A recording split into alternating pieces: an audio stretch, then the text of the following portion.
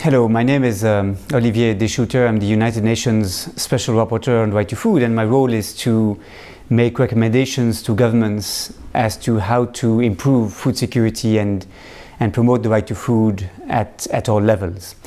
I would like to thank the organizers of this World Breastfeeding Conference in Delhi for their invitation to address you. And I, of course, regret that I can't be there in person and that I have been obliged to stay in New York during this period.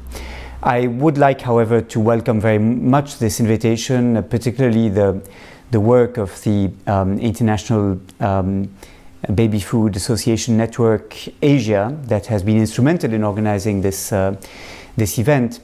And maybe take as departure point the recent adoption in June of this year by the Vietnam National Assembly of two very important legislative measures. On 18th of June, the National Assembly in Vietnam approved the extension of paid maternity leave from 4 months, as it was in the past, to 6 months. A few days later, on the 21st of June, it voted to ban the advertising of breast milk substitutes for infants from 6 to 24 months, aligning the country more closely with the 1981 International Code on breast milk substitutes, on the marketing of breast milk substitutes, and subsequent World Health Assembly resolutions. I think this episode, very important for Vietnam, illustrates a number of facts that I would like to underline. First of all, it's very important, I think, to realize that for breastfeeding, exclusive breastfeeding for 6 months and continued breastfeeding until the second birthday of the child, it is very important that we move beyond promotional campaigns and education. Promotional campaigns and education are extremely important, they are necessary, and they are useful. And indeed, education about nutrition and the benefits of breastfeeding in schools, I believe, should be supported. The media should be sending the right messages, and it is a worry that today we have a relatively low number of countries that are serious about enforcing the international code on the marketing of breast milk substitutes. In fact, the count of the World Health Organization made in December 2011 shows that out of a total of 165 states about which we had information on how they were implementing this code, about 103 states had some regulatory measure in place. 37 states relied only on the voluntary commitments of the infant formula manufacturers, and 25 states had taken no action. But what is perhaps more telling and more worrying is that out of these 103 states that have adopted legislative instruments in order to implement the international code on the marketing of breast milk substitutes, in fact, a bit less than 50% of them had actual provisions on enforcement, and in only 37 states did the World Health Organization consider that there were serious enforcement of these provisions. So much more should be done on this front.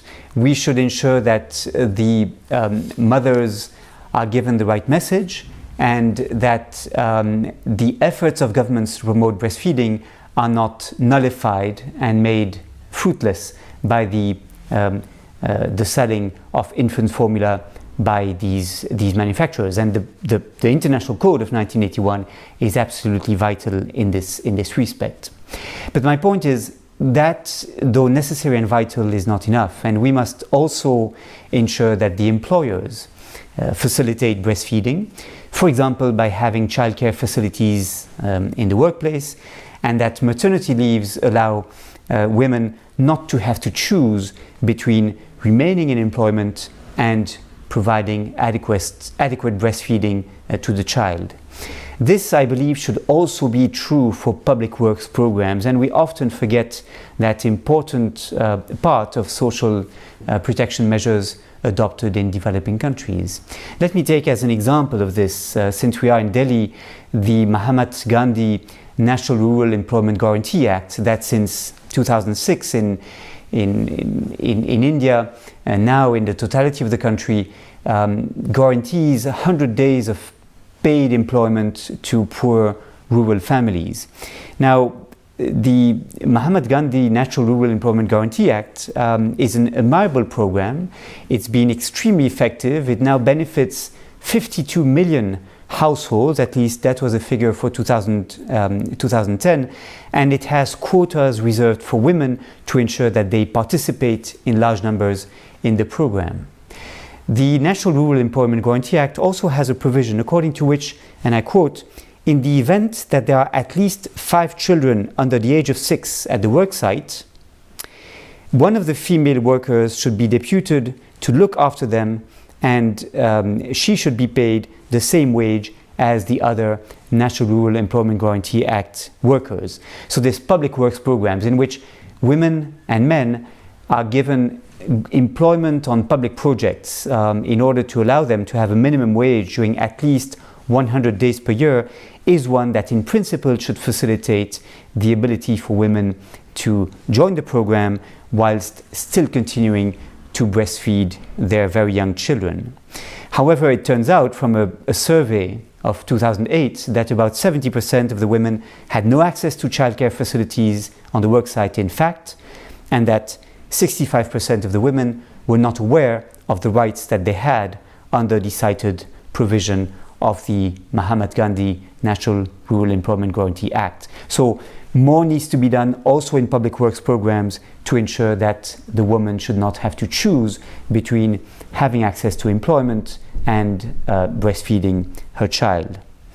Required is really a cross-sectoral effort involving health, education, social affairs, employment, and industry departments in order to have all these departments work together in a coordinated fashion to promote adequate breastfeeding practices. The second point I would like to make, based on this development in Vietnam I began with, is that breastfeeding obviously should be supported by strengthening women's rights and women's education. There was a very impressive study published in 2000 by Smith and Haddad showing that based on a cross-country study covering 25 years from 1970 to 1995, Smith and Haddad showed that 43% of the reduction of hunger in developing countries during those 25 years were attributable to improved women's education.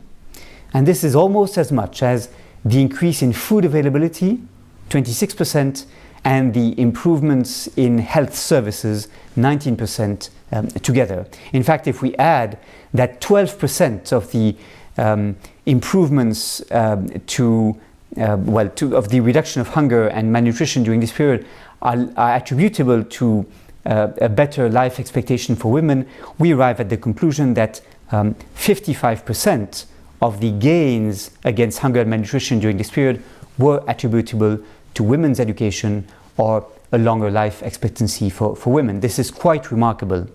And the reason for this is well known. It's because we've realized the importance of adequate care to children during the first years of their lives in order to have adequate nutritional and health outcomes. UNICEF in particular has demonstrated that food intake alone would not ensure adequate health and nutritional outcomes if not combined with adequate care, if not combined with adequate access to water and sanitation services and health services. So all this together can ensure that young children develop well physically and mentally, and that the mortality of children under 5 is reduced. Better education for girls and women is absolutely vital to achieve this. Now, better education for women and girls means, of course, more economic opportunities and more chances of employment outside the household. And this, of course, poses a question. Some studies in Thailand and Iran in the 1990s have attempted to show that in some cases, more work for the woman outside the home meant reduced time for children's care and thus reduced nutritional outcomes. In fact, however, a major study done in the Philippines in the last decade has shown that there was no such an inverse relationship between the quality of the care given to the child and the ability for the woman to fetch employment outside the household.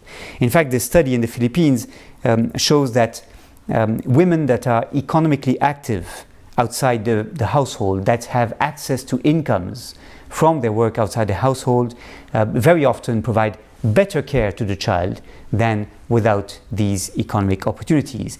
The income effects are such that the child ultimately benefits, and women that are more economically active and more economically independent can make a better use of their time, make the right choices, for example, to visit health facilities and to have the child adequately taken care of.